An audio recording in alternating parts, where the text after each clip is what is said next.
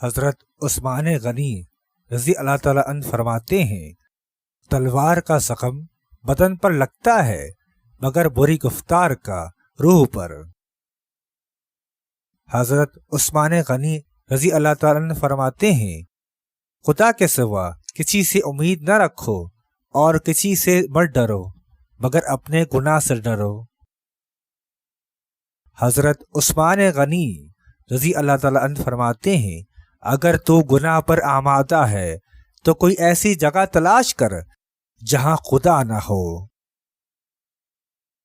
حضرت عثمان غنی رضی اللہ تعالیٰ عنہ فرماتے ہیں، بدگو 3 آدمیوں کو مجروح کرتا ہے، 1 اپنے آپ کو، 2 جس کی برائی کرتا ہے، 3 جو اس کی برائی سنتا ہے۔ حضرت عثمان غنی رضی اللہ تعالیٰ عنہ فرماتے ہیں، گناہ کسی نہ کسی صورت دل کو بے قرار رکھتا ہے۔ حضرت عثمان غنی رضی اللہ تعالیٰ عنہ فرماتے ہیں، حقیر سے حقیر پیشہ ہاتھ پھیلانے سے بہتر ہے۔ حضرت عثمان غنی رضی اللہ تعالیٰ عنہ فرماتے ہیں، نعمت کو غلط جگہ خرچ کرنا نعمت کی ناشکری ہے۔ حضرت عثمان غنی رضی اللہ تعالیٰ عنہ فرماتے ہیں، خاموشی غصے کا بہترین علاج ہے۔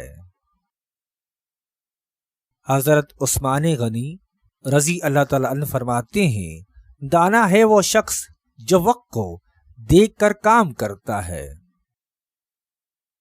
حضرت عثمان غنی رضی اللہ تعالیٰ عنہ فرماتے ہیں، جس نے انسانوں کا حق نہ پہچانا اس نے خدا کا حق نہ پہچانا۔